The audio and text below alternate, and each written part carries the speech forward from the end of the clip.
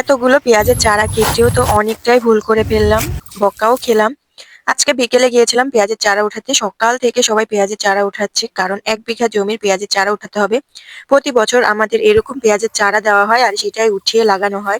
এই কাজগুলো অনেক কষ্টের। একবার পেঁয়াজের চারা দেওয়া, তারপর উঠানো, আবার লাগানো। এর অনেক প্রসেসিং রয়েছে। তো এই তো তোলা শেষ আর শ্বশুর-আব্বু নিয়ে চলে আসছে। আর এইটা হলো আমাদের আগের জমি। ভ্যানের গুলো এখন উঠাচ্ছিলাম সেটাই। তো এই তো এখন কাটতে বসে পড়েছি। প্রতি বছরই এভাবে কেটে লাগানো হয়। তো ভেবেছি যে এখনো এরকম ভাবে কেটেই ফেলতে হবে। আমি আর কোনো কিছু জিজ্ঞাসা করিনি। তো কাটতে বসে পড়ি সুন্দর মতো। এখানে আমি কয়েক মুঠোই কেটে নিই। এইভাবে কাটতে হয়। হাত থেকে ৪ আঙ্গুল পর্যন্ত রেখে দিয়ে একটু লাগানোর মতো করে কাটতে হয়।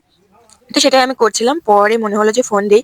তো ফোন দিয়ে শুনি যে আগামীকাল সকালবেলা কেটে সঙ্গে জমিতে নিয়ে যাবে। আর আমার কাটাটা ভুল হয়ে যায়।